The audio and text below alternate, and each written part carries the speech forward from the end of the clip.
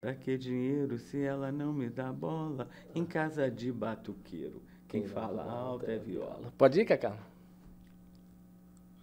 Tá. Dinheiro, pra que dinheiro se ela não me dá bola? Em casa de Batuqueiro, quem fala alto é viola. Ah, moleque! Que bom que você está aqui no 107 Podcast comigo, Ângelo Beg. Hoje a gente vai falar sobre finanças. Neste conteúdo a gente vai estar falando sobre finanças com o querido Pedro Silame, que está aqui fazendo companhia para a gente nessa mesa. Daqui a pouco ele vai se apresentar melhor. E o Arthur Rodrigues, professor, cineasta, botafoguense, sofredor às vezes, porque o time às vezes ganha, às vezes perde, mas também todo mundo tem direito a torcer para quem quiser, não é isso? Pedro, bem-vindo aqui ao 107 Podcast. Obrigado. Muito bom ter você aqui. A gente estava trocando uma ideia aqui um pouquinho antes do podcast conversar. Caraca, eu tive uma aula de como lidar com o dinheiro, que eu estou assim, embasbacado. Que nada, cara. Pedro, como é que é a sua história? Quem é o Pedro Silame aí, para quem não conhece? Primeiramente, agradecer aí o convite. Para mim é um prazer, uma honra estar aqui, podendo difundir um pouco mais a metodologia do dinheiro, né, cara? É uma coisa não muito simples de se lidar, mas, ao mesmo tempo, quando você pega, o jeito é prazeroso. É importante saber lidar com ele. Exatamente, cara. E aí, Arthur, tá com muito dinheiro no bolso aí? Pô, cara, te dou todo o meu dinheiro que tiver aqui no bolso. Dinheiro traz felicidade, então, né, Pedro? Traz. É uma mola propulsora da felicidade. A gente pode dizer que sim. Né? Uma coisa não vence a outra, mas se você não estiver feliz por você mesmo, o dinheiro pouco importa. Igual a música, né? Claro. Dinheiro, pra que dinheiro se ela não me dá bola, né? É. E você faz a consultoria, você faz suporte, educação financeira. Isso. Educação financeira comportamental. Hoje o mercado ele sofreu um boom de educadores financeiros, mas que falam muito sobre investimentos. Isso porque o minuto do YouTube paga alto para o assunto de finanças. Então, todo mundo quer falar sobre esse assunto. Todo mundo quer falar sobre grana. E, em geral, vai aonde tem a maior recorrência, onde eles conseguem ter essa febre aí de criptomoeda, não sei também, o que, boa, também, né? Também. Cara, o que tinha de curso, né? Falando... Exatamente. Foi no início cripto, depois o trade, né? Swing trade, o day trade. Aí veio a pandemia, o pessoal deu uma segurada. Começou a falar um pouco de bolsa também, porque houve uma evolução natural econômica no país em decorrência da Covid. E agora, mais recentemente, o novo boom de cursos foi o boom de milhas. De que? Milhas? Milhas. Milhas aéreas? Isso. Cara, na minha casa é discutido isso o tempo todo. É isso aí, cara. É isso aí. Quem está pagando quanto, não sei o quê, quantos pontos você tem... Porque tem o acelerador, mas esse acelerador não é tão bom, o outro é melhor. Mas aí fica todo mundo expert em milha? É isso? Se assim, fica, vamos tomar um café e falar de milha? Se fica, eu não sei, né, cara? É isso que eu ia falar. Mas eu faz acho, dinheiro? Não sei também, porque eu não... Ó, vamos lá, deixa eu já passar um dos primeiros conceitos aqui. Você falou cripto, né? É. O cripto, para mim, a moeda cripto, ela serve para... Imagina esse copo aqui cheio. A cripto, ela vai servir para transbordar o copo de água. Ela não vai servir para encher o copo de água. Então, eu vou partir para uma estratégia cripto a partir do momento que eu já construí o meu patrimônio a determinado ponto. Você quer dizer que eu tenho uma estrutura já financeira robusta e aí eu vou pegar um pedacinho desse dinheiro que eu tenho e fazer uma diversificação e investir em cripto. Exatamente isso. Aí você pode assumir o risco. Aí você pode assumir o risco. Porque Aí para você, não. tanto... Vamos dizer que o copo está aqui só um dedo vazio. Tá, cadê a câmera? A câmera está ali. Imagina o copo só um dedo vazio. Quando você virar muita água aqui dentro, de uma vez só, o que vai fazer? Ela vai transbordar, não vai? Mas corre o risco de você ficar ainda com um dedinho só vazio, com bastante água dentro, né? A cripto é isso, cara. Ela tem esse poder de transbordar. A água é bom? É. A água você não pode pegar na mão, no chão, porque ela não tem massa, né? Ela é líquida. Né? Claro. Mas a cripto também, por ser cripto, por ser digital, uma moeda digital, você tem como acumular, mas não tem como você tocar. Mas ela ainda assim tem seu valor, assim como uma água no chão tem seu valor. Pô, você desperdiçou água aí, pô, você desperdiçou cripto. Mas a cripto agora em abril de 2023, não está em baixíssima, assim, tipo... Ela oscila muito, né? A gente não pode nem dizer que ela está em baixa, nem que em alta. A verdade é que você pegando uma série histórica, ela está numa alta crescente. Numa série histórica ainda é negócio. Ainda é negócio. Só que você tem que estar com o copo muito cheio e pegar só um pouquinho do copo. Exatamente. Por exemplo, dos R$100 que eu tenho aqui no bolso, eu vou pegar R$1. R$1 por pouco, né? Não, mas é o suficiente, cara. 1%. 1%, 2%, 5%. Tem muitas gestoras que trabalham nessa faixa aí de 2,5%, 1% de diversificação da parte do patrimônio em cripto. Então, de um cenário aí, digamos, um 30, 30, 40, num desses 30 aí, 2% é de cripto.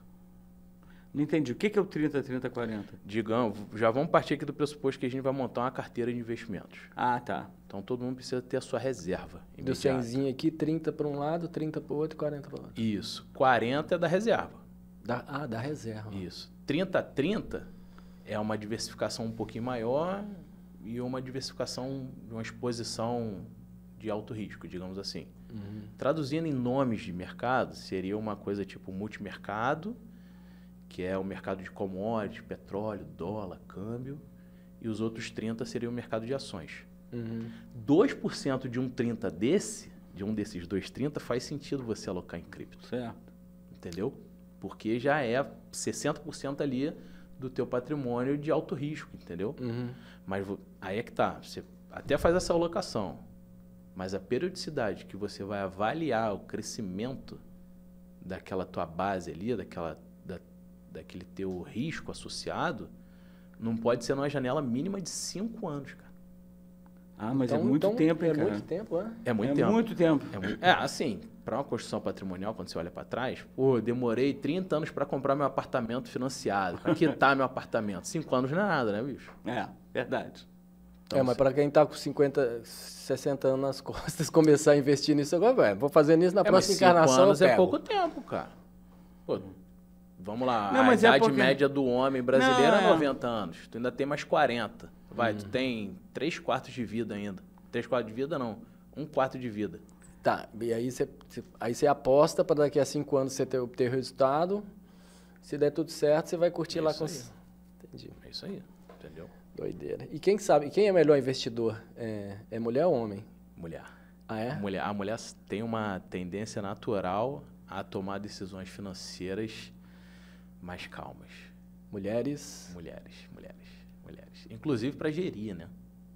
Para gerir, lá em casa eu não meto mas os no produtos, planejamento, não. A gente faz o nosso planejamento, né? Eu faço parte da gestão, pô, esse dinheiro é para cá, esse dinheiro é para lá, eu pago conta também, obviamente é meia lá em casa, mas a gestão, você pensar a grana mais para frente, é minha esposa. Eu não sei se eu ensinei ela ou se ela foi absorvendo de mim sem eu ter que ensinar, mas assim, eu já lido com patrimônio de muita gente, né? Imagina se eu levar o personagem para cama. Eu gosto de separar as coisas, sabe? Eu gosto de separar. Faz bem. Se você vive só daquilo ali o tempo inteiro, não funciona, cara. Você sempre foi preocupado com isso, assim? Quando você era garoto, você... Não. Você tinha mesada? Tinha. E aí? Tinha. A minha família toda, por parte de mãe, é financista. Olha só. O meu padrinho... Então era conversa de bate-papo. Dia das Mães era uma guerra. Todo mundo olhando. Ah, você ganhou dinheiro, mas o meu dinheiro tá em dólar. Não, mas o dólar caiu, você tá lascado. Então, desde pequeno, eu sempre fui. Eu sou filho de pais separados e minha mãe, na época, não recebia pensão. Então, todo o salário dela era revertido entre mim, ela e as contas da casa. A gente morava, inclusive, com a minha avó. Então, desde pequena, minha mãe sempre deixava, isso aqui é teu dinheiro da passagem, isso aqui é teu dinheiro de lanche, isso aqui é teu dinheiro do café da manhã. Olha só. Aí você pegava, guardava tudo e filava da sua irmã e corria. Nada, filho. Gestão financeira. Que o prefeito Eduardo Paes não me mande preso, eu dava calote no ônibus para poder lanchar melhor todo dia. Entendeu? Calote, pulava roleta. Pulava, o famoso... pular roleta. O uniforme do colégio era branco, eu chegava na porta do ônibus, eu levantava só até a metade. E aí o motorista deduzia, aluno de colégio público, não pode entrar. E aí eu pegava essa grana e utilizava para poder fazer um lanche melhor, para poder comprar alguma coisa. Eu gostava muito de RPG na época. Então eu comprava muito card, que aí aumentava o meu risco de pegar umas cartas que eram mais valiosas e eu vendia as cartas. Ó, eu te vendo, Certo. entendeu? Mas tu vai me pagar um preço correlato à raridade dela. Aí, Mas a maioria, a grande maioria das pessoas do brasileiro, ele não tem noção nenhuma de como lidar com dinheiro, né? Assim, Infelizmente, pegar, não. gastar, torrar, entrar no limite do cartão de crédito, gastar, pegar emprestado, é isso aí. pago meu É almoço, esse barata voa, cara. dá o calote Na no cantina, ônibus, na cantina. a primeira vez que eu quebrei, eu recebi um soldo do Exército Brasileiro e eu gastei o dinheiro inteiro na cantina, bicho. Olha Porque só. eu tirava muito serviço, e aí, eventualmente, eu prometia pra mim, não, quando eu tirar 2 serviços seguidos, assim, um atrás do outro, tirar um, descansar um, tirar um, descansar um, eu vou me, como é que eu vou falar pra vocês? Gratificar. Eu vou me gratificar com um lanche na cantina. Só que era todo dia, irmão. Eu não tinha limite, sabe? E eu já vinha de uma infância que eu era um pouco acima do peso. Quando eu entrei no exército, eu dei uma secada. Eu falei, agora Agora não posso- tem limite. posso pra comer, exagerar. irmão. Exato. Aí eu quebrei. Foi a primeira vez que eu quebrei. Eu falei, bicho, que isso? Cartão de crédito veio uma bola de neve absurda. A minha sorte é que eu enganjei. Se eu não tivesse enganjado, se eu não tivesse conseguido mais uma... Obviamente, Papai do Céu ia iluminar, né? Uma Mas, prorrogação. mas eu não ia saber o que fazer. E aí, quando eu enganjei, a gente recebe uma bolada. Aí, dessa bolada, eu quitei o cartão de crédito que estava acumulado. E aí começou a tomar cuidado com o seu dinheiro. Aí acendeu um alerta que eu falei assim, poxa, será que eu vou ter que sempre ficar rastreando o dinheiro? Quanto entra, quanto que sai? Eu não vou ficar fazendo isso sempre, não. Isso dá uma trabalheira da porra. Mas o caminho não é esse? Não é, cara. Não é. Ah, não? Não é só esse, né? Oxente. Não é só esse, né? Você tem várias formas de você administrar o dinheiro. Imagina um cara que tem 100 bilhões de reais, você acha que ele perde tempo gerindo o dinheiro dele? Não, mas tem alguém está gerindo esse dinheiro para ele. Mas ele está preocupado com quanto ele tem? Ele está preocupado já em gerar novas fontes de receita, cara. Ah, É igual o caso da petrolífera que a gente falou aqui nos bastidores, né? O cara ele já está preocupado em crescer abrir de outra novas forma. portas. Exatamente. Então, ali naquele momento ali, eu falei, bom, ou das duas, ou eu ganho bem, ou eu vou trabalhar com um monte de coisa. Se eu trabalhar com um monte de coisa, eu não vou ter tempo para mim mesmo. Né? Então, eu vou procurar ganhar bem. Foi daí que eu pensei em fazer engenharia. Topei o desafio da mamãe. Mamãe queria que eu fosse engenheiro mecânico da Ferrari. Opa! Mamãe sonhando alto, pô. A mamãe já estava fazendo Opa, planejamento é isso aí, futuro. É isso aí. E aí eu tinha servido no IME, aqui na Praia Vermelha. Então, aquela paixão já ficou mais quente ainda. E quando eu dei baixo, eu ingressei na engenharia mecânica na Gama Filho. E onde é que entra o dinheiro na história? Então, Engenharia mecânica. o curso de engenharia mecânica é um curso meio chato, né? É um curso meio cansativo. Então, diversas vezes eu pensei em desistir. Quando eu olhava para o lado, a minha mãe é economista. Meus 2 tios contadores. Falei, bicho, eu vou ter que ir para essa carreira mesmo. Aí eu ligava pro meu tio, que era do Bank Boston. Pô, tio, eu tô pensando em desistir.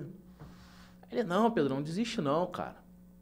Desiste não. Pô, mas o mercado de engenharia tá tão ruim. Ele, tá bom, se tiver ruim eu te puxo aqui pro mercado financeiro. Mas eu não quero mercado financeiro, eu não gosto disso. Ele, tá bom, cara, assim, vamos lá. Respondendo a tua pergunta, tu já vai se formar. É natural. Quando você se formar, a gente vê, cara. Fica tranquilo que vai dar um jeito. Quando tu abre a tua empresa, e eu tinha o meu padrinho, onde eu comecei um escritório de contabilidade, ele é o primeiro, digamos assim, o precursor empresarial da família. Então, todo mundo tinha ele como modelo, né? Se vai abrir empresa, conversa com o Orlando, que ele é o cara que saca disso. E então, a gente tinha essas saídas, mais ou menos. Assim que eu me formei em 2012, eu comecei a olhar com outros olhos o mercado financeiro. Já estava o boom da XP, já havia começado esses educadores financeiros mais voltados para o investimento.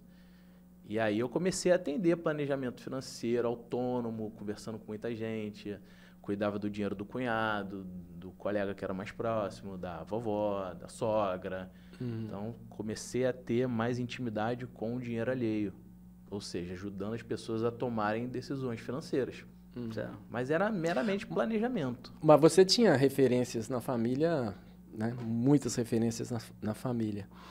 E o cara que está assistindo lá nosso podcast agora, está lá sentadão aqui na mesa com a gente assistindo e fala assim, porra, mas eu não tenho referência, eu não tenho ninguém que possa... Aí você entra nessa figura para poder dar esse suporte. Aí o cara tem, como diria minha mãe, o cara tem que queimar pestana, né? E aí você dá esse suporte. Estudar, a gente dá esse suporte. E aí não existe uma receita de bolo pronta para você... Não existe uma receita de bolo pronta, porque a economia ela é uma ciência humana. Diferentemente do que as pessoas pensam, diferentemente da contabilidade, não é uma ciência exata.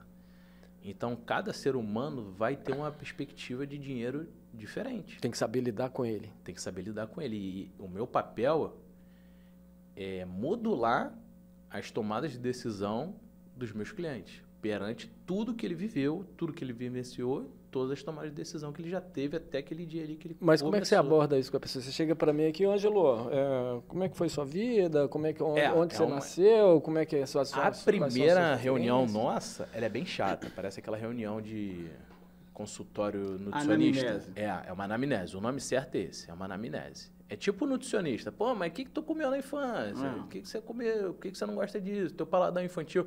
É mesmo isso uma coisa. Então, começa a ver um pouco das raízes do cara, se ele tinha acesso à mesada, se ele não tinha. Que no Brasil, então, você deve pegar uns produtos e uns clientes interessantíssimos, né? Porque tem de todas as origens, tem de todos tudo, cara. Tem de tudo. E tem gente que teve muita grana e que perdeu muito dinheiro, e teve gente que saiu do zero absoluto e formou riqueza. Como também tem gente que seguiu o próprio sonho e hoje ganha dinheiro, cara. Simplesmente o cara enfiou na cabeça isso aqui é que eu vou fazer. Mas isso não é uma primeira dica, assim, se você tem um sonho, né, você investir nela. Porque pelo menos ouça isso todo dia. Invista no seu sonho, acredite no seu sonho. É isso aí. Vou trazer um caso real aqui, que eu tive uma cliente que a gente estava conversando, iniciando a educação financeira, ela já estava na segunda ou terceira aula já comigo. E aí ela chegou para mim e falou, pô, Pedro, eu queria mesmo, eu não ter que... Ela é médica, ganha bem, faz alguns plantões, então ela tem uma receita aí ok de 15 mil, 20 mil. E ela chegou para mim e falou, pô, Pedro, eu queria mesmo não ter que fazer pós, não ter que fazer nada disso, pegar esses 4 mil que eu gasto com educação e investir aí contigo. Eu falei, poxa, mas vamos lá, para que você faz MBA? Ah, para eu ser uma médica melhor. Pô, para que você quer ser uma médica melhor? Para eu ganhar mais. Eu falei, você tá vendo como é que você está investindo? O investimento não precisa só ser líquido. O investimento pode ser intelectual, pode ser empresarial. Claro. Hoje, depois de quase um ano de acompanhamento com ela, mais de um ano de acompanhamento com ela já está seguindo para esse lado empresarial, ela já está abrindo a clínica dela. A gente já dá esse suporte financeiro para as tomadas de decisão da criação da clínica. Então, lá no início, uma base que precisou ser refeita, porque hoje o cenário hoje é de um brasileiro de meia idade sem educação financeira. Isso é invariável, a gente não teve, sabe? Agora que começou recentemente, algumas escolas já tinham, mas isso meia idade é o quê? 50 anos? Não, o jovem adulto, pô. 35. 35 anos. Um pouco mais novo, 25, 30. Esse cara não teve educação financeira, pô. Não teve. Não teve, pô. Ou ele foi para um mercado muito promissor, como TI, como engenharia era, e aí ele ganha bem, não precisa se preocupar com isso, porque o dinheiro entra muito forte. E aí o cara, a vida dele passa pela finança, ele não tem educação financeira, e aos 50 descobre que fez um monte de merda e tá fudido. Esse camarada, ele precisa me conhecer. Hã? Esse camarada, ele precisa me conhecer. Pedro Silame. Falando nisso, aqui no cantinho da tela, tem o QR Code aí do Pedro Silame, se Mas você quiser. Mas o que você faz concretamente? Até agora eu não... Como é que é isso? Eu entendo a forma como ele pensa o dinheiro e oriento ele a tomar melhores decisões para ele fazer mais dinheiro. Aí essa pessoa pode ser empresária, essa pessoa pode ser médica, essa pessoa pode estar casando. Mas aí não tem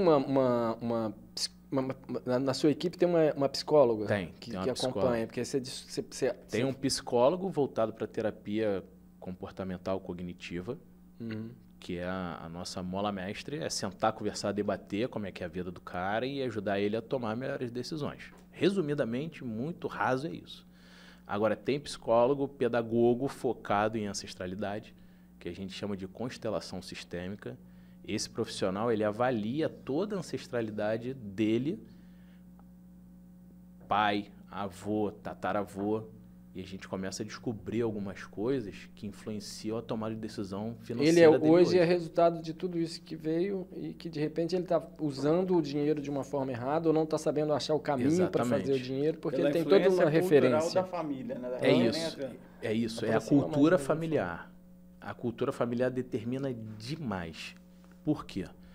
Nos bastidores aqui, antes de você chegar, a gente estava conversando sobre como as pessoas tomam decisões, financeiras ou não. Então, tem dois aspectos mentais. A sede da tomada de decisão é na tua cabeça. O coração pode até, às vezes, influenciar, mas a sede é na cabeça. Na cabeça, obviamente, no cérebro, você tem neurônios. Os neurônios, eles são influenciados diretamente pela carga genética e pelo ambiente que ele se encontra. Então, pela carga genética, naturalmente seria a cultura familiar dele.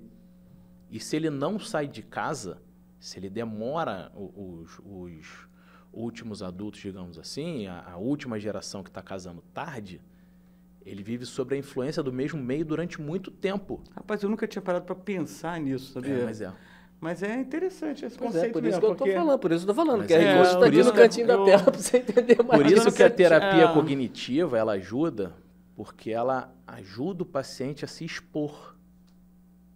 A terapia cognitiva, ela propõe métodos de exposição do cliente aqui, a tomada de decisão, novos ambientes. Claro. Abrir a mente. Abrir a mente. Claro. É isso, abrir a mente.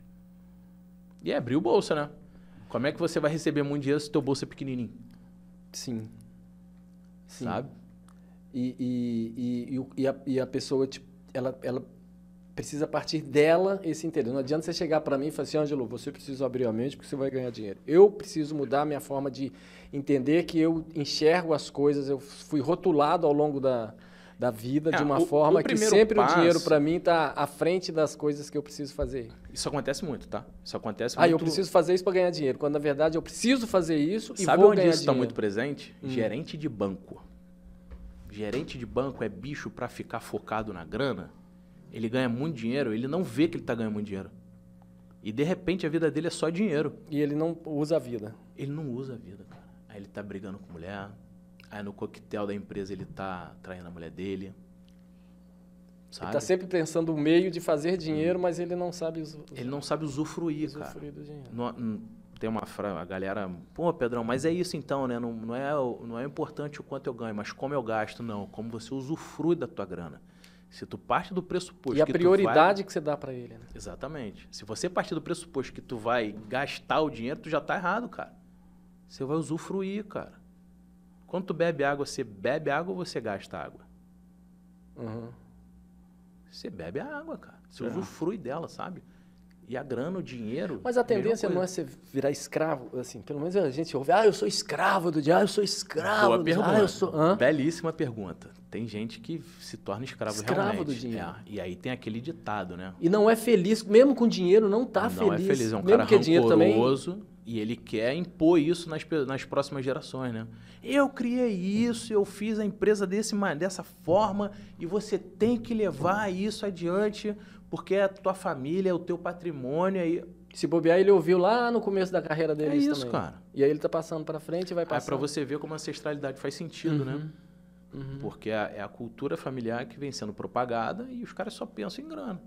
É uma família muito rica, já vi esse caso, uma família muito rica, mas que ninguém se bica, cara. Natal deve ser um silêncio naquela família. Não deve ter Natal.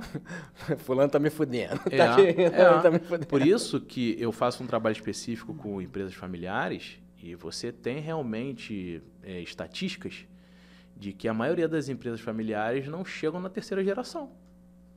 Se você for pegar o PIB nacional, 63% do PIB nacional é de empresa familiar. E elas não chegam na segunda geração, cara. Na terceira geração. Não chegam na terceira geração. Porque eu já ouvi um ditado desse. Alguém ganha, alguém usufrui, alguém... Pai rico, filho nobre, neto pobre. É isso aí. É isso aí.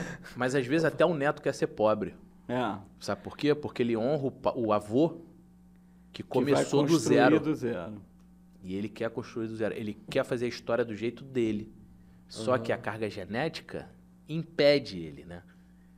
Ele já é produto daquilo ali, amigo. Ele já vai criar. Complexo isso. Cara.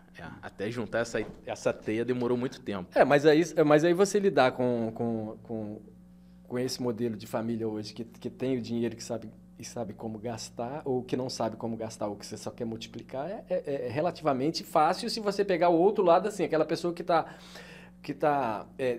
que não sabe como proceder para transformar algo em dinheiro e não ficar dependente. Não sei se eu estou sabendo colocar minha pergunta. Tô entendendo.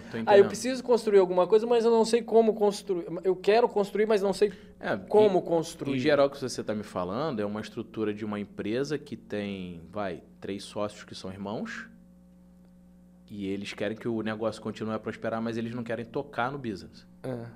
Aqui, uma saída deles é contratar um CEO.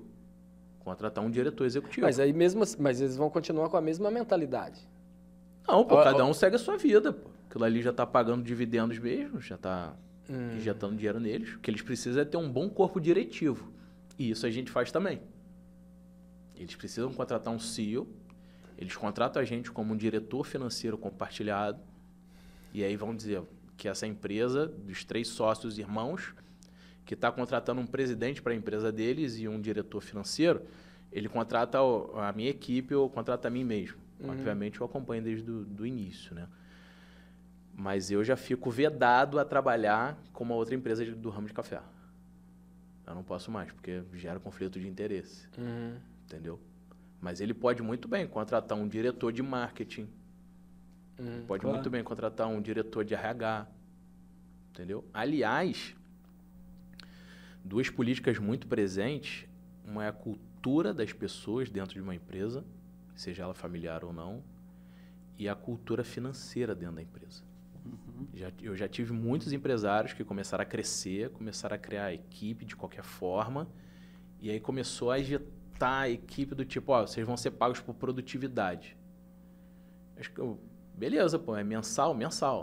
Normal, CLT, mas vai ser produtividade, vou te dar o dinheiro na mão. Os caras gostam de sonegar mesmo, né? Aí a equipe dele só trabalha os 15 primeiros dias do mês, cara. Pra alcançar Só para alcançar a produtividade.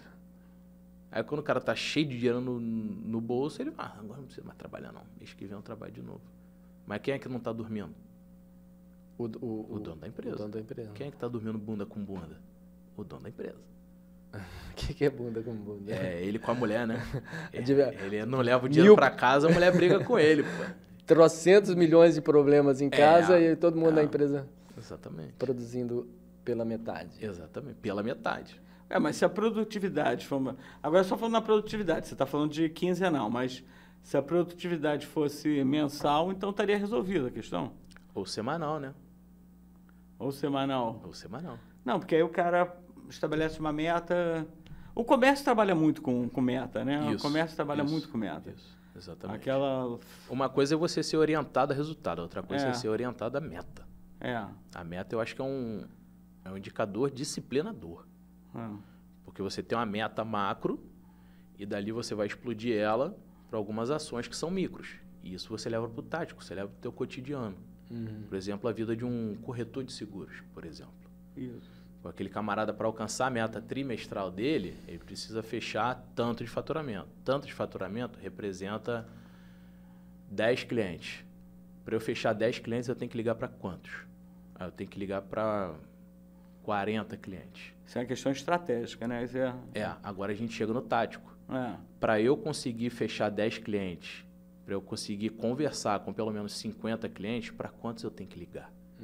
Porque ligar influencia no comportamento dele, pô. Claro. Você não liga para um cara de prospecção de seguro de vida sentado. E aí, irmão, beleza, cara? Como é que você tá? Tranquilo? Pô, então, eu sei que tu vai morrer. Vamos bater um papo sobre seguro de vida. Não sei se o teu gerente tá falando com você sobre isso. Tem corretor de seguro que faz isso, cara. Largadão assim. Largadão. O que eu falo pros caras? Eu sei que tu vai morrer, é um argumento muito bom, cara. Mas é uma coisa que ninguém tem uma vai coisa escapar, pra te contar. Né? Tem uma novidade. E corretor de seguro é um bicho muito ansioso, porque ele tem medo de perder o faturamento. O cliente dele pode morrer a qualquer instante, né? E aí ele não vê nada. E não vê, bicho. Não vê. Então, quando eu faço palestra para corretores de seguros, eu falo para ele, cara, vai ligar, levanta. O corretor de seguro esperto é aquele que é dono de funerária? Não. Esse cara que é dono de funerária, ele tá vendendo errado, ele tá vendendo a morte.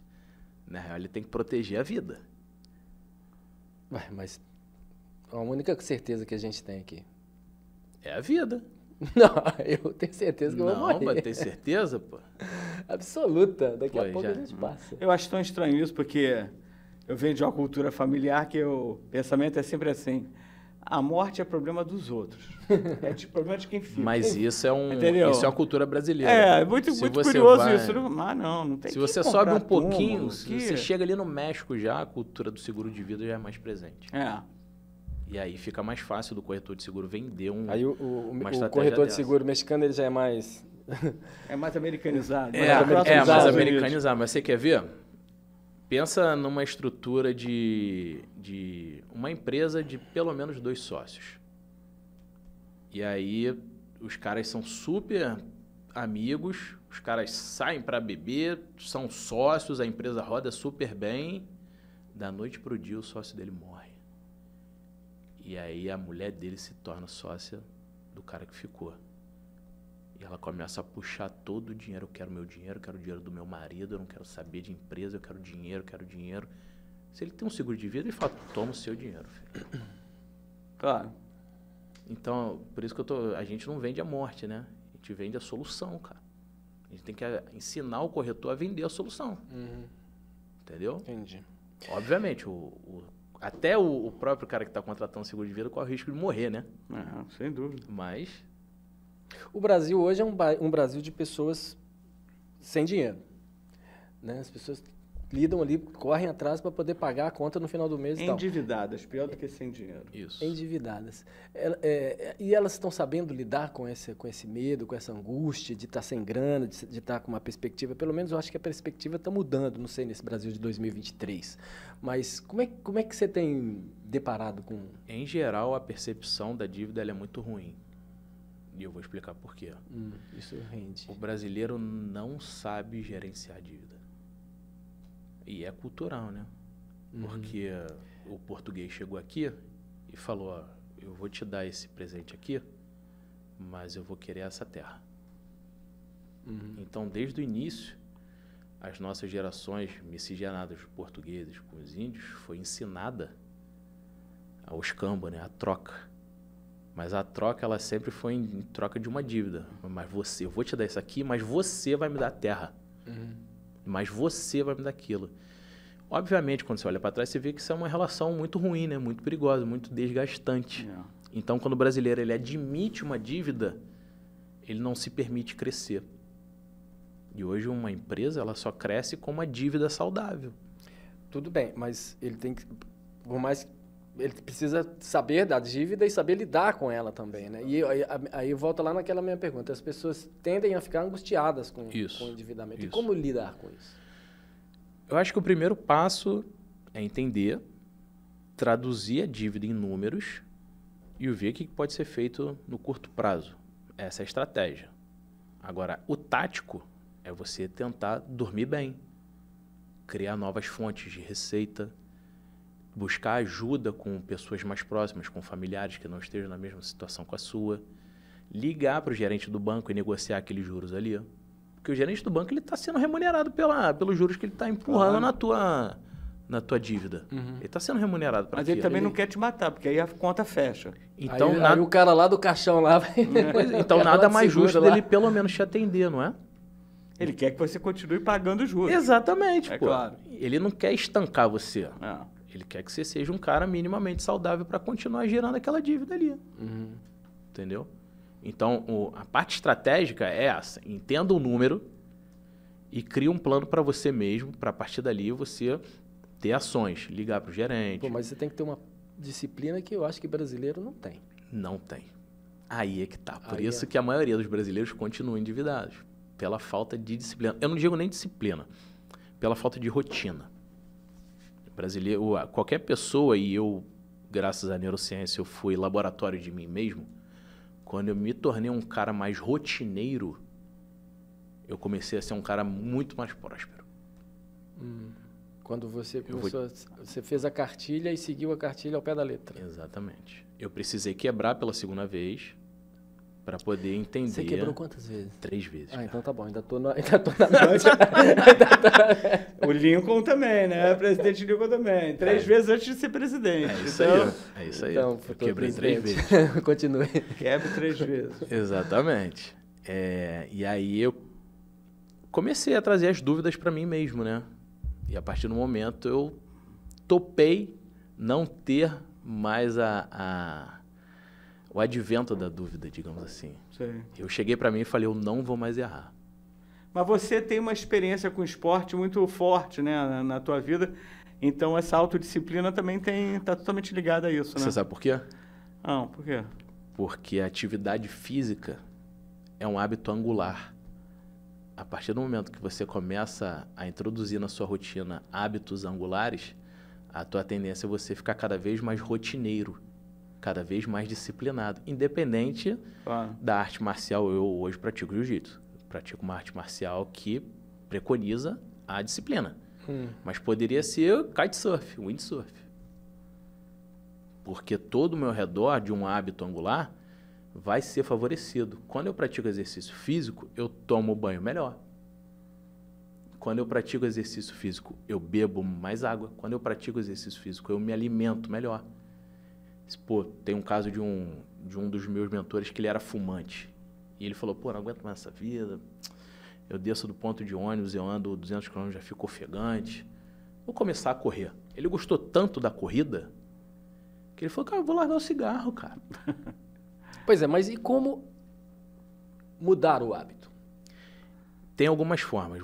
O hábito, ele só difere do vício em pouquíssimas características. O espaço do cérebro é o mesmo. Aonde forma o vício, forma o hábito. O cérebro ele entende quimicamente da mesma forma. Que é a mesma coisa. Da mesmíssima forma. Não sabia disso, não? Não, eu tô parando pra pensar, assim. Eu vi que ele deu uma... Não, eu tô Caceta, velho! Ele virou aqui pra mim, eu falei, pronto, saiu do ar, a câmera desligou, apagou a lupa. Não, é que eu tô olhando aqui. O nosso espectador também deve estar todo mundo pensando em casa, eu tô pensando junto com eles também. Entendeu? Na mesma região cerebral. Então, vamos lá. Então seria o mesmo... Quimicamente, o teu corpo responde da mesma forma a um vício ou um hábito. A um vício ou um hábito. O que difere é a tua exposição àquela rotina de formação de hábito ou a rotina de formação de vício. Então, você precisa modular... O que modula a nossa tomada de decisão? A carga genética e o ambiente. Então, você precisa modular o seu ambiente para que você tome cada vez mais melhores decisões que vão formar uma rotina, que vão te levar a um bom hábito. Ou seja, aquela expressão, quem com porcos... Como é que é? Quem com porcos se mistura, farelo come. É isso aí. Faz todo sentido. Faz total sentido, Conhece cara. essa expressão? Diga-me com quem anda... Isso é mineirice total. Mineirice total, mas é quem... Diga-me com quem andas que te direi quem és, pô. É isso. É isso, cara. É isso. Então, quebrar um hábito... Na maioria das vezes é muito difícil você simplesmente quebrar um hábito, desfazer um hábito.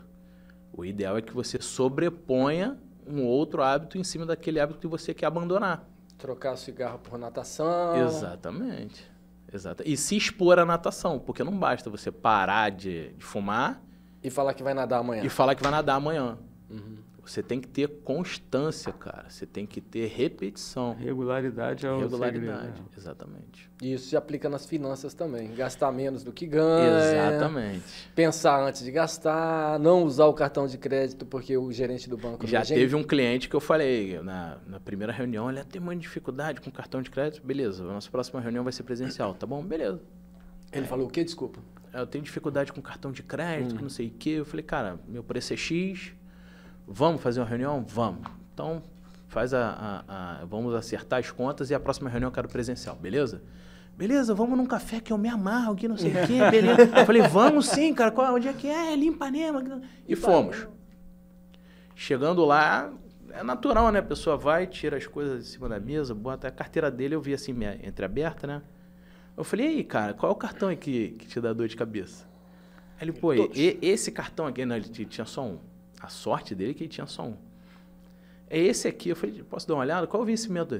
Deu uma ludibriada nele. Qual o vencimento? Ele, tá ruim de ver. Deixa eu ver se eu consigo. Quando eu peguei, o cartão... Ele, não! Joga isso fora. Aí deu uma chacoalhada nele. Irmão, você ganha 20 mil mês, cara. É uma vergonha você ficar gastando a tua vida com isso aqui, cara.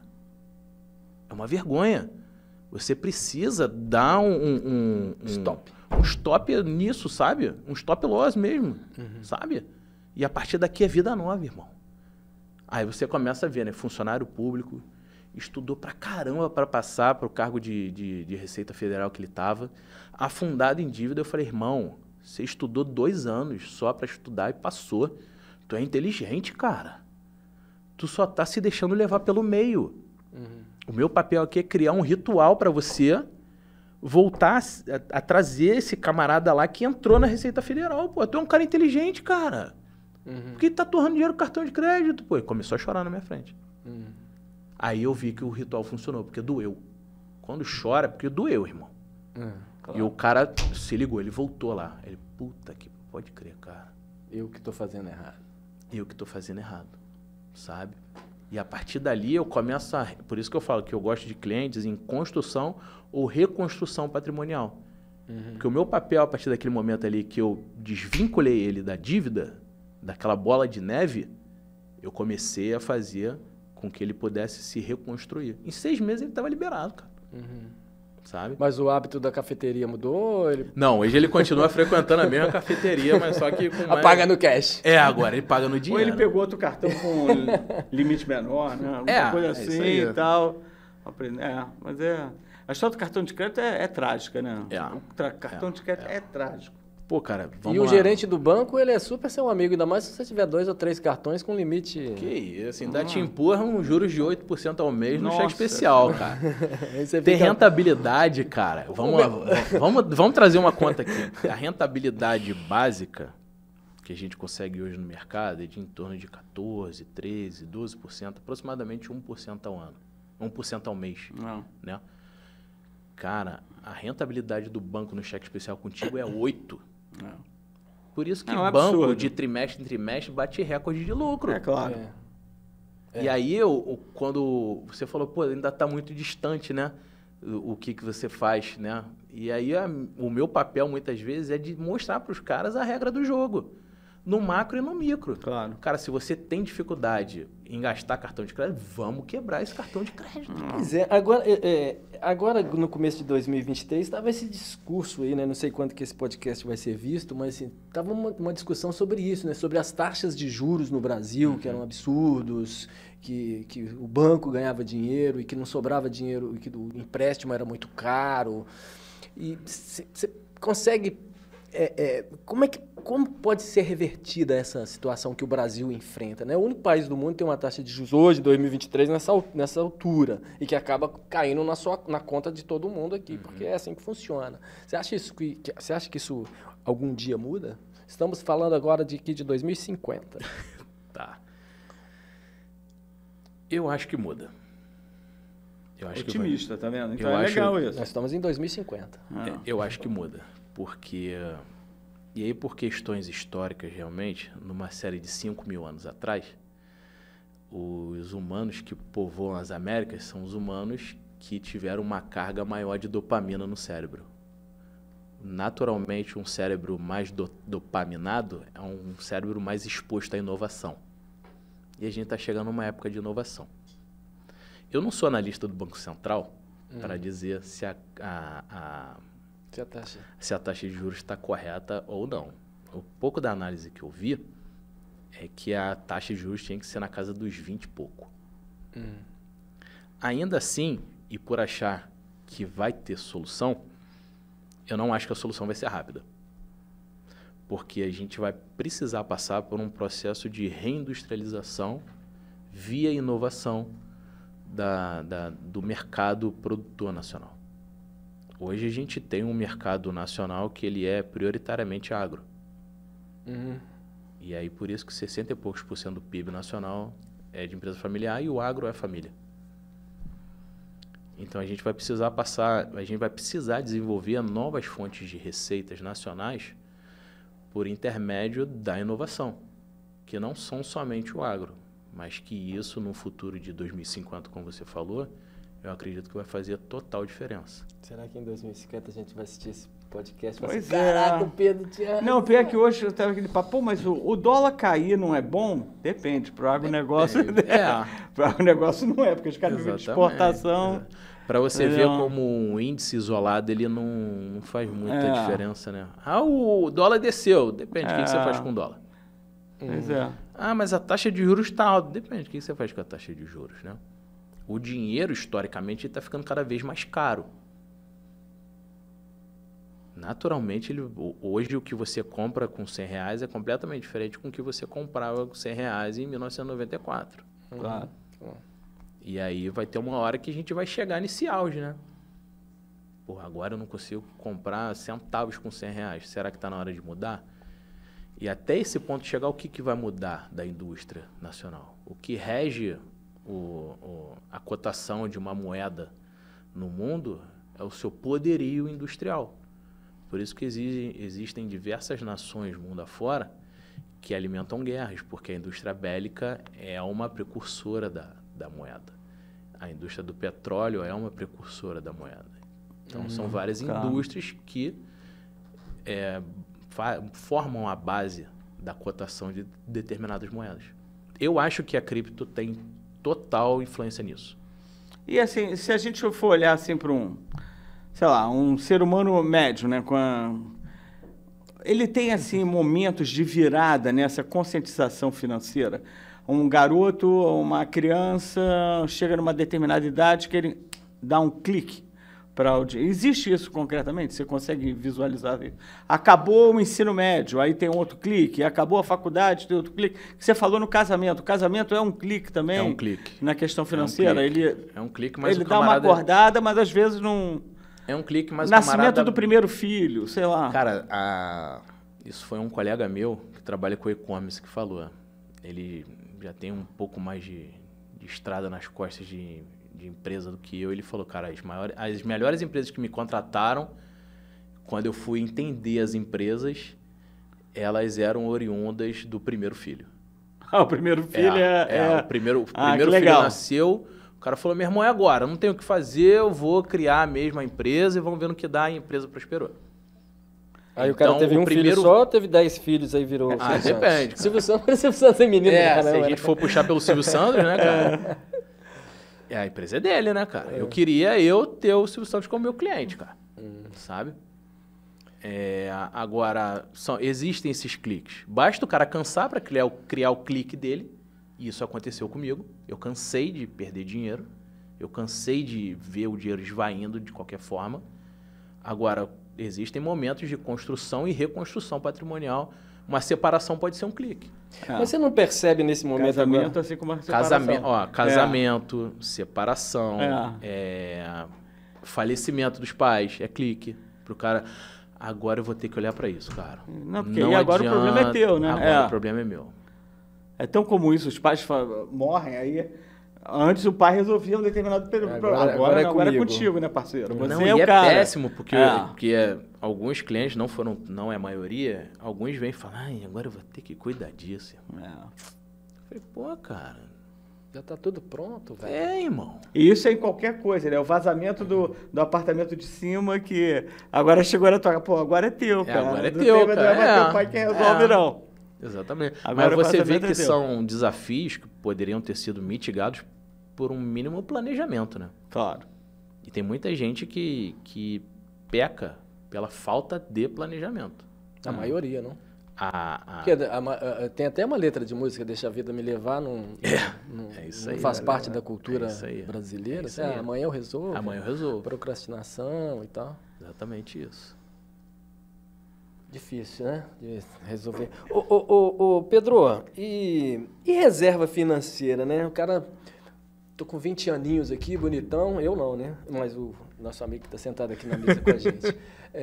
E aquele planejamento para quando chegar aos 50? Funciona? As pessoas têm essa preocupação na juventude? Ou os pais tentam passar?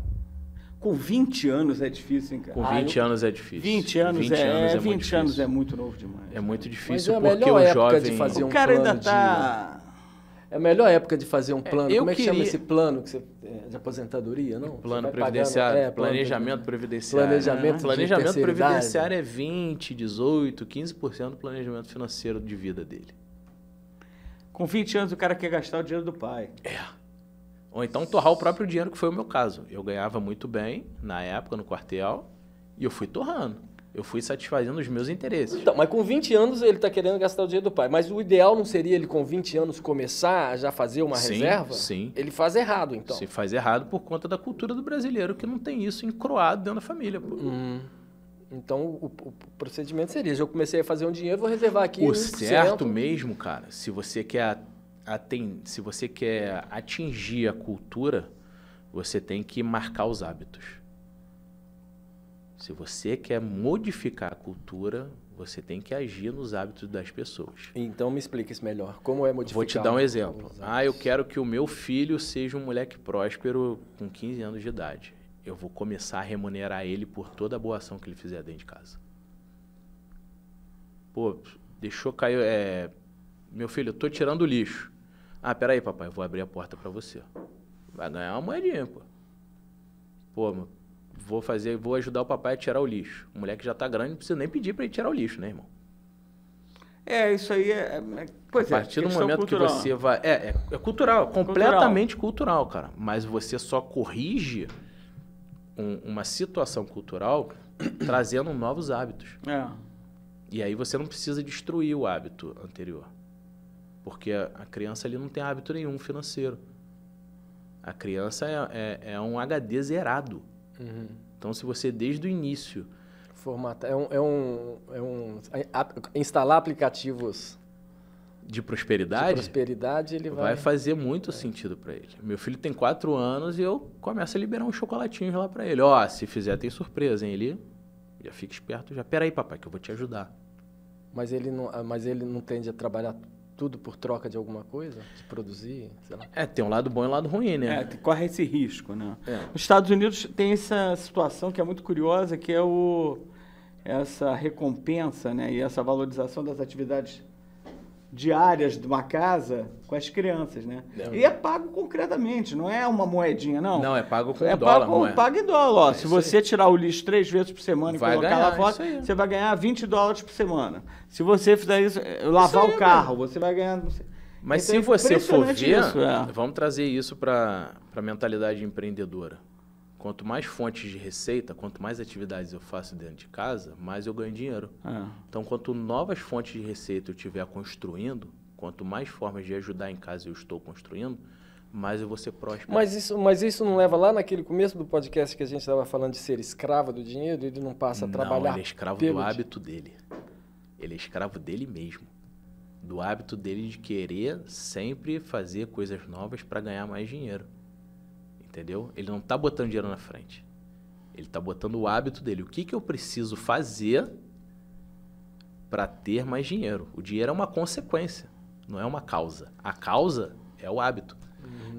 E o que o argumento americano se diz é que, na verdade, ao mesmo tempo que ganha esse dinheiro, desenvolve a cultura participativa da realidade da família, né? Isso, exatamente. É importante lavar a louça, é importante não sei o quê, entendeu? Por isso que lá, o Bill Gates, vamos pegar o exemplo do Bill Gates, ele vai passar, acho que só 10% da fortuna dele para a próxima geração. E os filhos estão ok, bicho. Pô, mas 10% do Bill Gates também. Não, mas tem caso... Teve um investidor americano, me esqueci o nome, alguns anos atrás, que ele... Não deixou nada. Deixou $5 milhões para cada filho. É isso aí. E o cara pegou os outros, $1 bilhão e 600 milhões. Doou para... Botou a fundação lá dele e tal, e ele falou para os filhos, $5 milhões é dinheiro suficiente para você fazer o que você quiser na sua vida. Exatamente. Não vou Agora, deixar 3 bilhões. Pense, porque $5 milhões também acaba. É isso aí, é também finito, acaba. cara. Então pense. Pense no que você vai fazer. Dinheiro é finito, o hábito Entendeu? não. Sim. Então não seja escravo do dinheiro. Seja escravo Seja do escravo hábito. Do hábito. Na bom. real, eu acho que eu posso até Do trazer- hábito bom, né? Porque o outro lado Isso é o... que eu ia falar. Existem várias formas de você formar um hábito, né? Bom ou ruim. E Existe uma teoria na neurociência chamada de homeostase e aleostase. Homeostase é a bolha que você vive, é a bolha de hábitos que você está ali. E, eventualmente, se você quer criar um hábito novo, você tem que furar essa bolha. Isso é o mais difícil. Você tem que visitar a alostase. Isso é o mais difícil. Você se colocar à prova, a choque toda hora. Por isso que é importante você ter uma rotina. E aí, dentro daquela rotina, você olha assim, pô, hoje eu vou me desafiar onde? Hoje eu não vou comer brigadeiro à noite. Hoje eu consegui. Aí, no dia seguinte, pô, hoje eu vou preconizar aqui um café da manhã legal. Consegui. Quarta-feira, pô, hoje eu vou tomar um café da manhã legal e não vou comer uma brigadeiro à noite. Se você vai anotando isso, cara, você vai acompanhando a sua evolução. Isso na tua cabeça é a dopamina. Claro, é o estímulo concreto que você tem. É um neuroestímulo, estímulo químico que você vai soltando em conta-gotas. E você vai acompanhando o seu crescimento. Você já viu alguém que ganha dinheiro, a quantidade de ganhadores da Mega Sena que perderam dinheiro da noite pro dia? Sim. Vários. É isso, cara. É sobre isso. O camarada, ele não teve a rotina de ter aquele dinheiro. Entendeu? Agora, ele poderia ter pego aquele dinheiro, pago pro educador, ensinar ele a ter, né?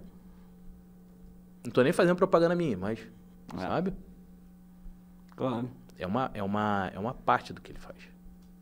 Mas isso deve acontecer muito com o jogador. Mas hoje o jogador de futebol deve ter acesso a um educador financeiro. Cara, sim e não. Eu gosto muito do Ronaldo Fenômeno porque ele é um cara muitíssimo inteligente. Acho que foi um dos primeiros jogadores de futebol a ter um contrato vitalício com uma marca de esporte. Comprou o Cruzeiro.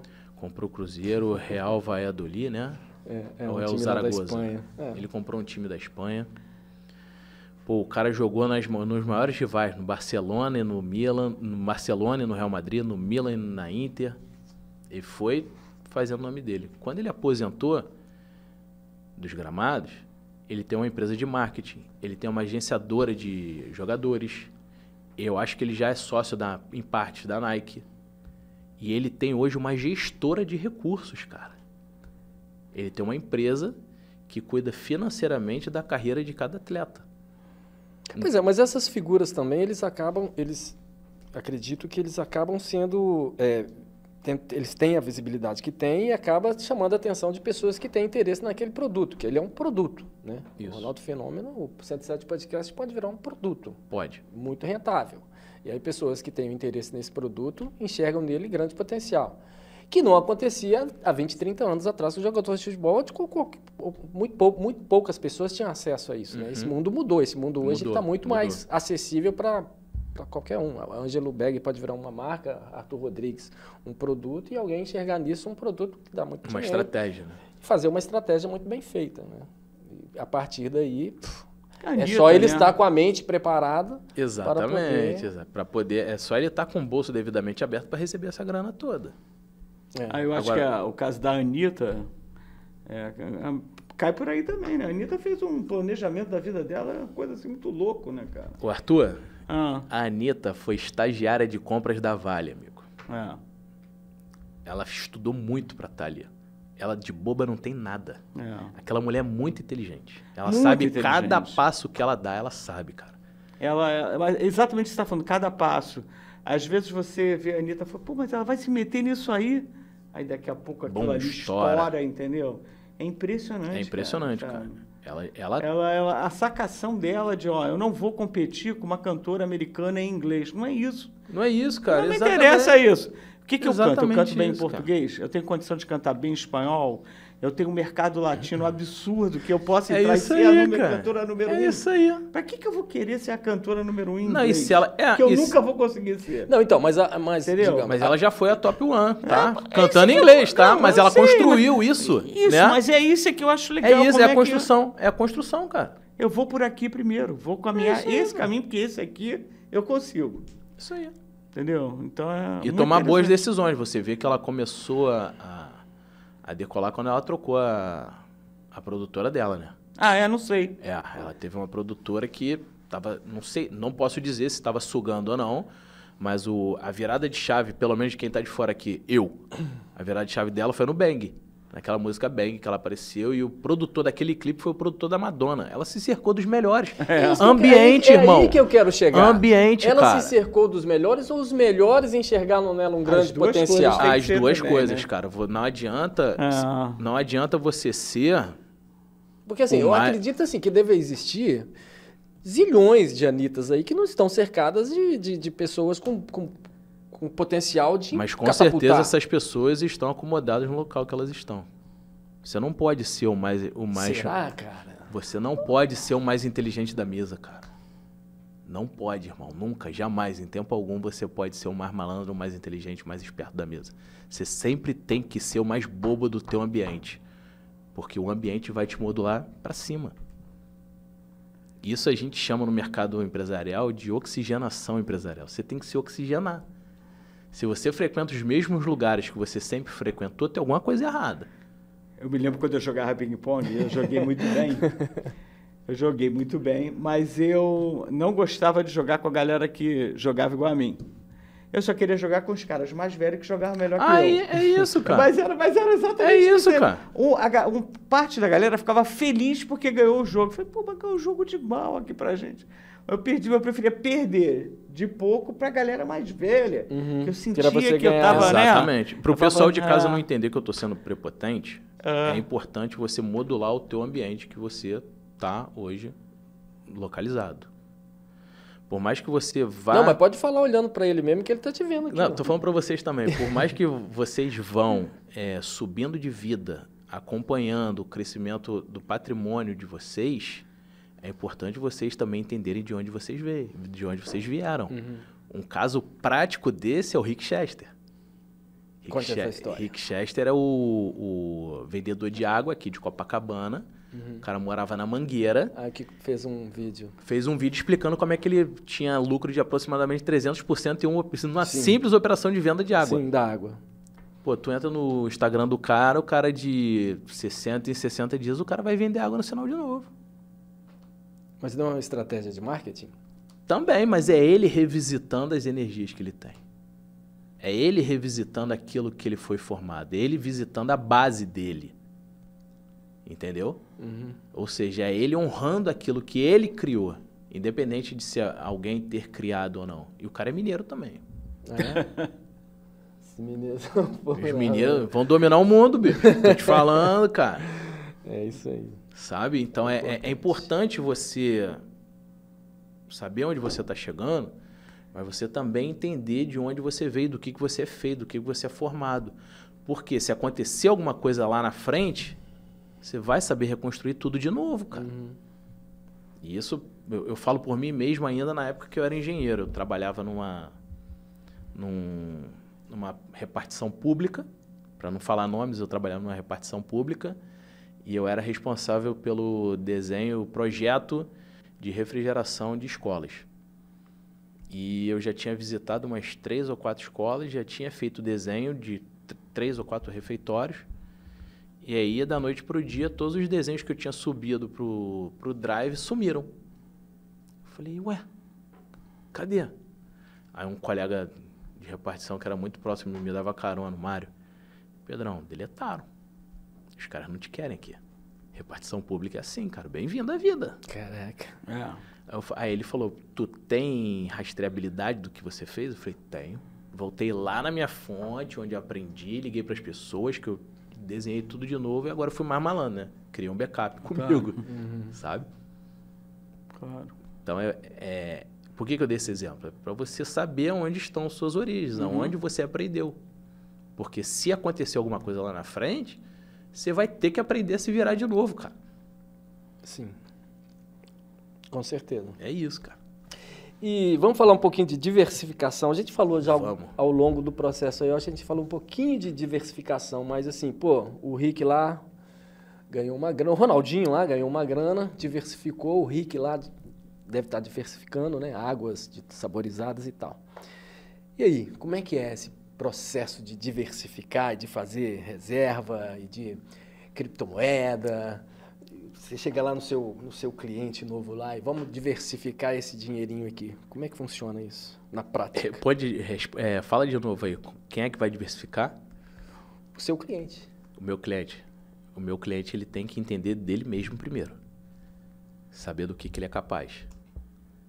Do que ele é feito, do que ele é formado e do que ele gosta. E se ele chegar nessas conclusões, ele mesmo vai saber como que ele vai diversificar. O meu papel é só dizer as regras do jogo. É. Entendeu? Ele que vai tirar suas conclusões. Exatamente isso. Exatamente isso. Nesse trabalho que eu faço, eu não posso prender muito o cara. Pelo contrário, tem que dar asa para ele. Vai, irmão, voa, voa. E eu vou estar sempre aqui te orientando. Porque eu quero que ele surja cada vez mais com novas fontes de receita para ele mesmo. Para ele diversificar as fontes de receita. E hoje em dia, você não tem mais o jornal com classificados na última página do caderno B, no segundo caderno. Você tem um Instagram, você rola todo mundo ali. Então, você saber entrar no mundo digital é uma habilidade necessária para qualquer profissional. Se você não sabe se posicionar no digital... Então, a diversificação, sem dúvidas nenhuma, passa pela telinha do smartphone. Sem dúvida nenhuma, mora nele. Mora nele. Mas o digital é uma forma de você alcançar escalas mais rápido. Porque ali você fala uma vez e uma pessoa pode ouvir, 5 pessoas podem ouvir. O nosso podcast aqui. Nosso podcast agora, nesse momento, tem mais de 50 mil pessoas se inscrevendo, clicando assim. É isso aí. Seguir, compartilhar. E a gente está falando uma vez só, né? Sim. E isso é escala. Depois da escala, você pode montar o teu time. E aí você vai começar a ensinar pessoas a fazer o que você faz. Então, o primeiro passo é... Se você não souber o que você é capaz de fazer, você não vai conseguir chegar a montar um time. Você não vai conseguir chegar a montar uma escala. Claro. Entendeu? Então, a sede da solução é o cara mesmo. O digital é um facilitador. E aí você pode ensinar outras pessoas a fazerem isso e montar um time. Sim. Então, o mundo das finanças hoje, olhando pelo digital, ele está mais democrático, né? Tá. Está mais viável para... Hoje a gente está na era da informação. Provavelmente tudo que eu estou falando aqui está a 2 cliques de você, da tua realidade. Sim. Basta você saber procurar, basta você saber fazer a pergunta certa para o ChatGPT. Sim. A diferença o outro dia eu fui contratado para dar uma palestra num banco em São Paulo. Engraçado, né? Educador financeiro falando para colaboradores de um banco, né? E aí a menina perguntou, pô, mas você pode mandar uma prévia do que você faz? Você não tem problema? Eu falei, não, pô. Te dou a senha do meu drive para você acessar o que você quiser. Ela, mas menina, você tem o capital intelectual. Desculpa, cara. Hoje em dia, com o ChatGPT, você monta qualquer coisa em 5, 10, 20 minutos, cara. Qualquer coisa que você quiser. Então, a diferença é o meu capital intelectual, que eu sei fazer ali na frente quando eu vou dar a palestra. Quando eu vou no podcast, a forma como eu falo. Esse é o grande diferencial. A inteligência artificial está deixando a gente cada vez mais humano, cara. Não está deixando a gente cada vez mais artificial. Cada vez mais nós somos a nossa próprio problema, a nossa própria solução, pô. Entendeu? Mas a inteligência artificial, você acredita então que não vai nos atropelar? Ou já nos atropelou e nós ficamos já humanos? nos atropelou e quem... É igual a onda que você vai pegar na praia, toma o risco de tomar um caldo, então tu pular a onda ou furar a onda, né? Vai ter gente que vai pular a onda, vai ter gente que vai furar e vai ter gente que vai tomar um caldo. Então é saber... Tem gente tomando caldo pra caramba aí. Tem. Agora tem gente surfando a onda. Tem, muita. Entendeu? Existem diversas formas de você utilizar a inteligência artificial para o seu bem, seja na parte financeira, na parte comportamental, na parte familiar, sabe? E também tem como você gerar fonte de receita com isso, cara. Claro. Entendeu? Então quem está nos vendo agora aí na internet aí, aprenda. Em 2050? Né? Em 2050 ainda está a tempo de fazer uma transformação digital. Eu acho que a transformação começa pelo próprio sujeito, né? Pela própria pessoa. Não adianta Mas você tem que partir da pessoa, né? Não adianta eu chegar para você e falar faça se você não quiser fazer. Não adianta eu falar para você começar a olhar todo dia o teu saldo de conta corrente quando você acorda, se eu mesmo não arrumo minha cama, né? Sabe? Claro. E esse é um dos gatilhos que eu deixo para quem está assistindo aqui a gente hoje. É uma coisa que me ajudou muito a entender a forma como eu gastava dinheiro, era entender o meu saldo em conta todo dia de manhã. O grande gestor de um banco no Brasil, um dos maiores custodiantes nacionais, ele todo dia ele olha o quanto tem de dinheiro no cofre do banco. Quem sou eu para não fazer o mesmo? Tio Patinhas conferia também o dinheiro dele todo dia. É isso aí. É isso aí. E aí a gente tem uns probleminhas culturais. Esse cara é mó judeu, mão fechada. Irmão, a cultura judaica é uma das mais prósperas, cara. Não tenho que... Não critique. Contra fatos não há argumentos, sabe? Os caras são muito prósperos. A juventude, a galerinha, tá sabendo ganhar dinheiro melhor do que... Tá. E muito mais rápido. E muito mais rápido, né? Muito mais Fazendo rápido. milhão rápido. Fazendo milhão rápido.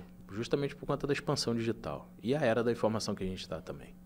E lidam rapidamente, e pegam rapidamente todas essas eu não sei que chip é esse que eles já vêm, que eles vêm aprendendo mais rápido, né? Nós somos um 286 com... É isso aí. 286 com aquele disquete, sabe? É isso aí. Aí chega... Exatamente, cara. Tá difícil. Teve um lá na escola que montou, cara, um site que dava-se o dever de casa, né? Aí ele resolvia rapidinho, botava no site e vendia o acesso. Aí, ó. É isso aí, vendia o acesso pra galera. É isso aí. Isso daí, na minha época de faculdade, vou te contar, pois é. Na minha época de faculdade, ele ia ser acusado de sonegação de informação. Mas o moleque tem 14 anos, entendeu? Pô, tá lá. A mãe denunciou. A mãe denunciou. Fazendo muito negócio. bom, muito bom pra fazer. Esse vai ser um bom vendedor, cara. É. Esse daí vai ser um bom vendedor, com certeza. O camarada que não sabe vender, ele não sabe viver, cara. Tudo é uma venda. Tudo é uma venda. Desde o jantar que você quer levar a esposa até o apartamento que tu vai comprar, por exemplo. É tudo um ato de compra e venda. A negociação é um ato de compra e venda ali acontecendo, girando 1000 vezes ao mesmo tempo. Isso é negociação, cara. Claro. O cara que tem uma skill forte de negociação, ele vai se dar muito bem na vida, cara. Porque é compra e venda. E tem que se preparar para que você vai encontrar com essas figuras na sua frente, né? É. E quando você pega um trator desse, se você bobear, você fica até sem as cuecas. Exatamente. Tem um ditado muito forte, mas eu gosto de usar muito ele. Todo dia levanta da cama um bobo e um malandro. Geralmente, o malandro vende pro bobo. E esse local é a Bolsa de Valores. Todos os dias levanta da cama um trouxa. Um trouxa e um malandro. E um esperto. É isso aí. Eu não sou trouxa. Não. Os trouxa falando, né? Os argentinos é pior, né? Porque em espanhol é mais ou menos assim. Todo dia em Buenos Aires, acorda metade da cidade que fica pensando em como que vai ganhar dinheiro em cima da outra metade. Que ainda não acordou. Isso aí. Que ainda não pra acordou. Você ver, aí pra você ver, você entende. Pescou o bom hábito nessa fase? O cara acordou antes do outro, é o bom hábito, entendeu? Então, acordar cedo faz parte de um hábito angular, cara. Cedo. Pra quem quer mudar, porra, tô devendo pra caralho, fiquei aqui o tempo inteiro escutando esse podcast, eu preciso de ouvir pelo menos 5 conselhos desse cara, resumidamente. Pro cara mudar. Pra olhar, o cara tá aqui, ó, olhando aqui na câmera, lugar, aqui, doido pra saber o que eu vou mudar. Acesse aqui o podcast. A primeira coisa, você vai lá no Instagram, lá, 2050 já não vai mais ser Instagram, né? Vai ser outra plataforma, provavelmente. Procura lá, Pedro Silame, que vão ter altas dicas pra você melhorar. Segundo, cara... Pedro Silame é Instagram. Instagram, isso. Segundo, cara, baixa a poeira. Como assim? Baixa a poeira, relaxa, porque você não vai resolver da noite pro dia o teu problema. Não vai. Não sofra. Não sofra. Sinta a dor, mas não sofra. Tá? Por que eu digo sinta a dor? Porque a dor ela é precursora da mudança. Se não dói, a gente não muda. Então, é importante você sentir a dor, mas não sofrer com aquilo. Eu já ouvi isso várias vezes. Pois é. A partir do vai momento doer, mas Mas vai resolver. Vai ser doído, mas a gente vai resolver. Segundo, você tem que entender onde é que está doendo. Entender as torneiras que estão abertas de forma errada. E aí você vai começar a ver onde é que... Tem 3 torneiras aqui abertas. Pô, mas essa aqui está muito aberta. Por que essa aqui está aberta? Eu gosto muito do método McKinsey, que é uma multinacional de consultoria. E todos os consultores da McKinsey fazem 3 vezes a pergunta por quê. Por que essa torneira está aberta? Ah, porque eu tinha que gastar. Por que eu tinha que gastar? Ah, porque fulano me pediu. Por que fulano me pediu? Aí você vai chegar na raiz do problema. E bem provavelmente, pela experiência que eu tenho, a raiz do problema é um comportamento. Um comportamento arrastado dentro de uma cultura. Então, se você quer cortar esse comportamento, primeiro vai levar tempo. Então, o tempo é seu aliado. Então, por isso, durma bem e acorde cedo. Quebre o cartão de crédito. Se o problema é no cartão de crédito, garanta, não é simplesmente quebrar o cartão de crédito, garanta a receita do próximo mês e quebre o cartão de crédito, sabe? Ou então liga pro gerente, cara. E não vá na cafeteria, tome um café em casa. Tome um café em casa. Vai na cafeteria, mas gaste menos, né? É isso aí. Eu vou na cafeteria uma vez por semana. Mas eu preciso, eu só consigo comer na rua, não consigo comer em casa. Irmão, leva marmita, cara. Não é vergonha nenhuma. Até porque quando você estiver bem de vida e você contratar um nutricionista, ele vai mandar tu fazer a tua marmita... De qualquer jeito. De qualquer jeito. Então é melhor tu já começar com a marmita, né? Mas eu vou ficar com vergonha. Já aconteceu isso já, tá? Pô, mas eu vou levar pro trabalho, mó vergonha, cara. O que o pessoal vai falar? Fala que tá de planejamento nutricional, cara. Se você tivesse com grana... né? Irmão. É isso. É bom que tu já vai acostumando a galera que tá ali, pô. Tu vai servir de exemplo ainda. Sabe? Tem até uma modinha agora da marmita, né? Tem. Cara, mas tem muita gente levando marmita. Sim. E Todo mundo faz consultoria com o Pedro. Tem Muita gente.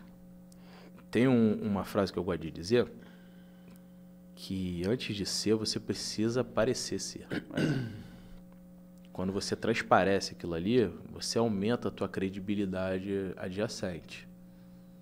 Então você começa a ficar mais confiante com você mesmo. E aí você vai ajudando. Você estar confiante é você tomar melhores decisões. E isso eu posso provar quimicamente depois num outro dia. Então nós já vamos marcar o próximo podcast. Marcar o próximo, é isso aí. Antes de ser, precisa parecer. Parecer ser. E parecer é de graça, né? Parecer ser é de graça, né? Pois é, mas antes disso precisa acontecer uma revolução mental, né? Porque a pessoa, para ela parecer ser, ela precisa mudar diversos... A revolução mental só vai acontecer se você adotar hábitos angulares na tua vida. Só vai acontecer dessa forma. E é aí que mora o perigo. O perigo no bom sentido. No bom sentido. É igual uma vez, tem tempo já, tava para fechar um grande contrato, e aí um gerente meu, pô, Pedrão, contratão, hein? Se tu der o azar, tu vai ganhar uma bolada, hein? Se tu der o azar de encaixar a rotina, de trazer hábitos angulares pro teu dia a dia, tu vai se dar muito bem, cara. Hábitos angulares. Hábitos angulares. Posso até deixar umas dicas aqui, ó. Dormir bem. Se alimentar sempre no mesmo horário, se alimentar bem. Praticar exercício físico. Pô, comer bem faz parte de você não ingerir bebidas alcoólicas, né? Tem gente que leva isso pro hobby, tá? Mas o cara que é sommelier. Pô, mas eu sou sommelier, eu preciso disso, irmão. Tudo bem. É igual aquele filme do Meu Nome Não É Johnny. Já viu? E aí tem um determinado momento que ele chega lá na Itália com um pacote e o cara pergunta, né? Qual é a tua meta? Minha meta é torrar acumular um bilhão. Aí o cara, pô, minha meta é torrar 1 bilhão. Aí na festa ele toma uma chamada, né? Ô, João, tu é vendedor, cara. Tu não é consumidor, não. Então o cara que é sommelier e tá falando, pô, eu preciso do álcool para poder viver, tu é vendedor, tu não é consumidor. Saiba consumir. E eu acho que por aí tá bom. Se começar por esses hábitos aí, criar uma rotina, um bom sono, alimentação, diminuir a ingestão alcoólica, só vai faltar um. Abrir a mente.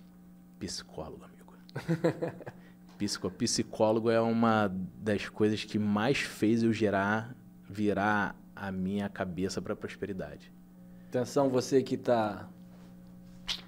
ouviu tudo que o Pedro disse, então continue ligado no 107 Podcast, e tem outros conteúdos aí na nossa timeline para você ver e compartilhar.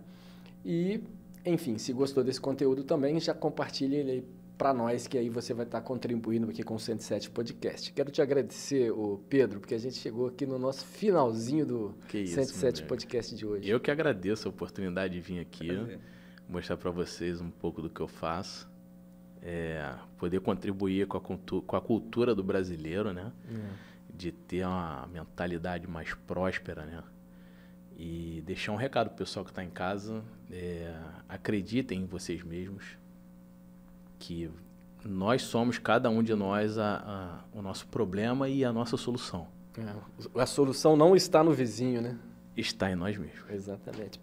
Arthur Rodrigues. É isso aí. É o cara. Vamos lá. Vamos marcar o próximo aí. O Pedro tem muita isso coisa aí. para falar. Tem um monte de coisa que a gente já fica pensando. Eu vou ficar pensando o dia todo hoje.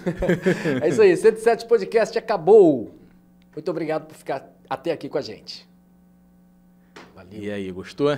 Porra, top demais. Maravilha. Muito bom. Maravilha. Muito bom mesmo, Vamos cara. marcar outro? Vamos, pô. Vamos. A gente pode... Cara, Como é que você descobriu essa